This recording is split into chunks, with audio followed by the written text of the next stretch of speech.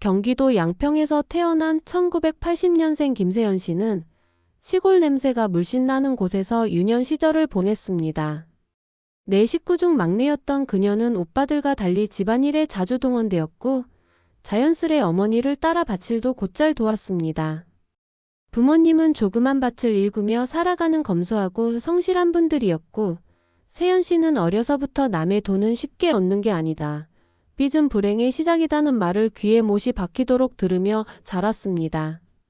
마을 어귀에는 버스가 하루 몇 번 서는 정류장이 있었고 겨울이면 눈이 쌓인 좁은 골목길을 걸어 학교를 다니던 기억이 아직도 생생했습니다. 집은 오래된 시골집을 개조한 작은 주택이었고 단열이 안 돼 겨울에는 아랫목만 따뜻했습니다. 하지만 그 집안에는 늘 따뜻한 말이 있었고 가족의 웃음이 있었죠. 고등학교를 졸업하고 대학 진학을 꿈꾸기도 했지만 가정형 편상 등록금은 고사하고 입학원서조차 내기 어려운 상황이었습니다.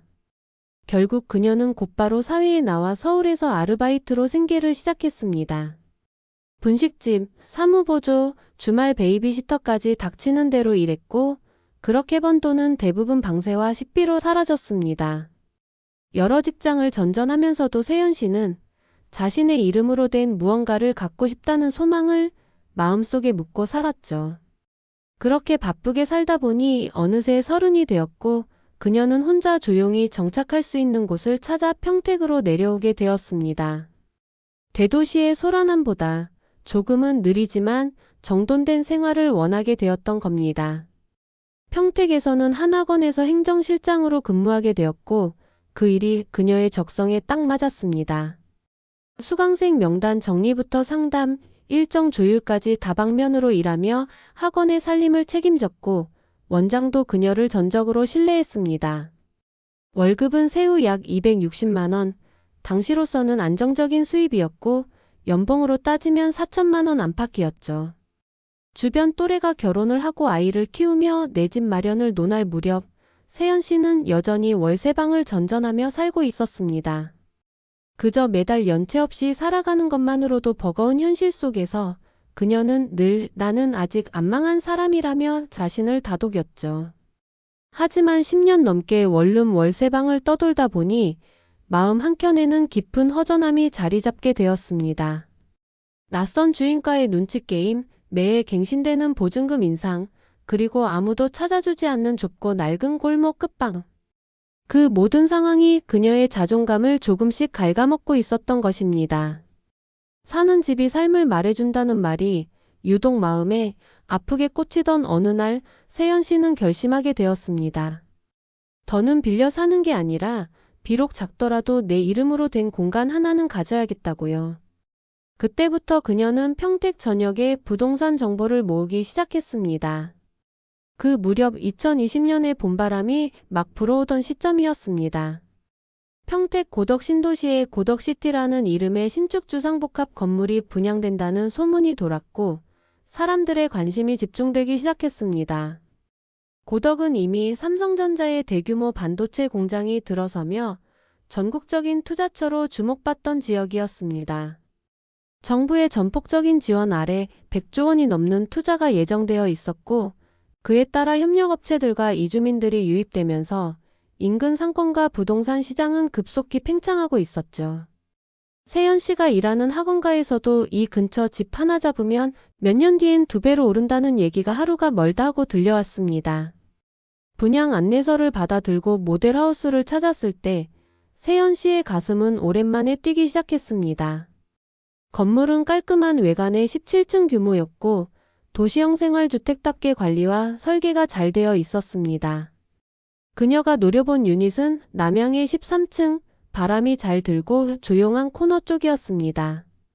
내부는 작았지만 채광이 훌륭했고 마감재도 수준급이었죠.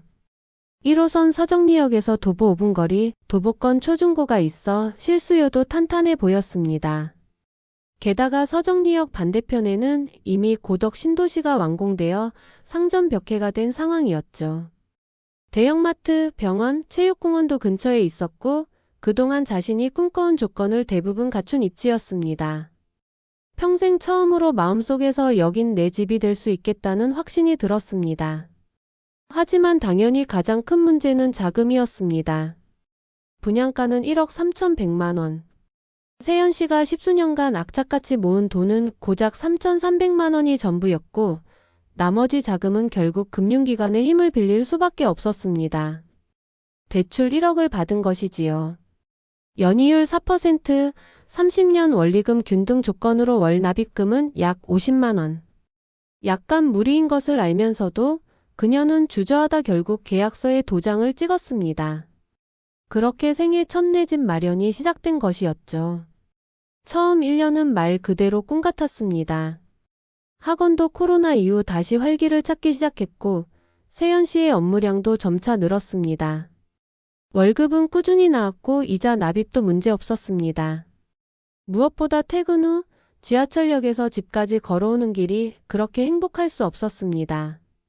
작은 편의점과 포장마차 골목을 지나 고요한 아파트 단지로 들어서는 순간 그녀는 자신이 정말로 달라졌다고 느꼈습니다. 반지상 공원이 내려다 보이는 뷰는 매일 아침 그녀에게 새로운 하루를 선물해 주었습니다. 비록 넓지는 않았지만 그 공간은 오롯이 그녀만의 세상이자 안식처였습니다. 하지만 2022년부터 분위기는 급격히 달라졌습니다. 기준금리가 연이어 인상되면서 처음 계약 당시 4%대였던 이자율이 체감상 5.5%를 넘어가는 듯한 압박을 주기 시작했죠. 월 상환금은 어느새 60만 원을 넘겼고 적자는 부담으로 다가왔습니다. 평소처럼 아끼고 절약해도 매달 카드 결제일이 돌아올 때마다 숨이 막혔습니다. 식비는 줄이고 친구들과의 약속도 미뤘지만 생활비의 구조 자체가 무너져가는 느낌이었습니다. 세연 씨는 예전처럼 저축은 고사하고 고정비를 감당하기 위해 급히 단기 알바까지 알아봐야 했습니다. 설상가상으로 그 무렵 다니던 학원도 흔들리기 시작했습니다. 원장이 경영난을 이유로 직원 급여를 삭감하기 시작했는데 먼저 희생된 것은 바로 보조 인력과 행정 파트였습니다. 강사 수를 줄이고 남은 사람들에겐 강의 외에도 행정 업무를 떠넘기는 구조로 변했습니다. 세연 씨 역시 급여가 줄어든 데다 업무 강도는 2배가 되었고 결국 원장과의 마찰 끝에 몇 달 뒤 정리 대상 명단에 오르게 되었습니다. 갑작스러운 퇴사 통보를 받고 집으로 돌아오는 길, 그녀는 집 현관 앞에서 한참을 서 있었습니다. 버스 창밖으로 어두운 단지의 불빛들이 하나둘 꺼져가던 그 장면은 아직도 선명하다고 말하곤 했습니다. 안정적인 소득이 끊기자 상황은 빠르게 악화되었습니다. 매달 정해진 날짜에 들어가야 할 대출 이자는 결국 연체로 이어졌고 얼마 지나지 않아 은행에서 보낸 내용 증명이 집 앞으로 도착했습니다. 처음엔 일시적인 위기라 생각했습니다. 몇 달만 아르바이트로 버티면 다시 일자리를 구하고 상환 계획을 재정비할 수 있을 거라 믿었습니다. 하지만 현실은 훨씬 냉정했습니다. 경기 침체로 인해 학원가도 위축되고 있었고 세연 씨의 경력은 경력으로 인정받기엔 애매한 위치에 있었습니다. 그렇게 시간은 흘러 2023년 7월 결국 임의 경매가 개시되었습니다. 평택지원에서 접수된 경매 사건 번호가 찍힌 공문서를 받아들었을 때 세연 씨는 하염없이 웃었다고 했습니다. 뭔가 실감도 나지 않았고 무너지기엔 이미 너무 지쳐있던 때였습니다. 감정가는 1억 500만 원으로 시작되었고 그녀는 마지막 희망처럼 누군가 제 값에 낙찰받길 바랐습니다. 하지만 현실은 녹록지 않았고 반복된 유찰 끝에 2024년 10월 21일 최종 낙찰가는 8천만 원에 그쳤습니다. 분양가 1억 3,100만 원 중 세연 씨가 십수년을 들여 모은 자기 자본 3,300만 원은 흔적도 없이 사라졌습니다. 오히려 대출 원금도 완전히 회수되지 못했기 때문에 은행은 남은 약 2천만 원의 채무를 그녀에게 남겼습니다. 돈도 잃었고 집도 잃었고 그간 버텨온 자존감은 무너졌습니다. 새벽에 불 꺼진 방에서 그녀는 몇 번이고 자신을 원망했습니다. 그때 왜 샀을까? 그 욕심만 내지 않았더라면. 등기부에 새로운 이름이 찍히던 날 그녀는 조용히 이삿짐을 정리했습니다. 남은 건 작은 가방 하나와 몇 권의 책 그리고 신용불량에 가까워진 카드 내역뿐이었습니다. 그렇게 세연 씨는 평택을 떠났습니다.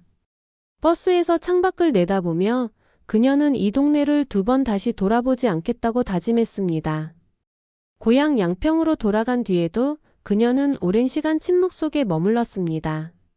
부모님은 아무 말 없이 따뜻한 밥 한 끼를 차려주셨고 그 눈빛에서 그녀는 미안함을 느꼈습니다. 무언가를 망쳤다는 죄책감은 쉽게 사라지지 않았고 말없이 지내던 날이 이어졌습니다. 그러던 어느 날 동네 주민센터에서 운영하는 금융상담 프로그램 전단지를 우연히 보게 되었고 처음으로 타인에게 자신의 이야기를 꺼내보았습니다. 그 자리에 비슷한 경험을 겪은 사람들이 모여 있었고 그들 또한 같은 후회를 공유하고 있었습니다. 나만 그런 게 아니었구나.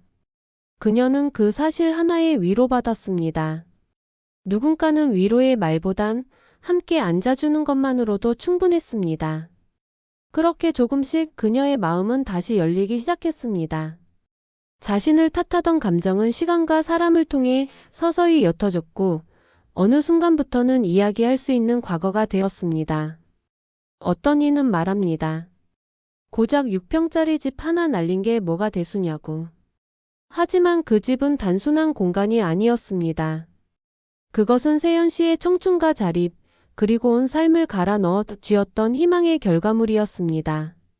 10수년을 절약하며 모은 전 재산이자 내 이름을 처음으로 새긴 주소지였고 벽마다 작은 꿈을 붙여놨던 곳이었죠. 그런 공간을 잃은 건 단지 물리적 손실이 아닌 정체성의 일부를 잃는 일이었습니다. 이제 세연 씨는 다시는 대출로 집을 사지 않겠다고 말합니다. 사는 건 돈이 아니라 마음이다라는 말을 스스로에게 자주 되뇌입니다. 삶이란 빚을 갚기 위해 존재하는 게 아니라는 걸 그제야 비로소 깨닫게 되었다고 했습니다. 그녀는 지금은 작지만 안정된 일상을 다시 만들어가고 있습니다. 시간제 아르바이트로 조금씩 저축을 하고 그 돈을 모아 자전거를 샀습니다.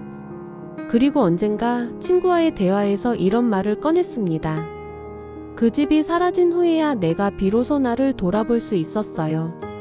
무리한 꿈은 가끔 마음을 더 아프게 만들더라고요. 어쩌면 그 말 속엔 우리가 잊고 지낸 진짜 집의 의미가 담겨 있었는지도 모릅니다.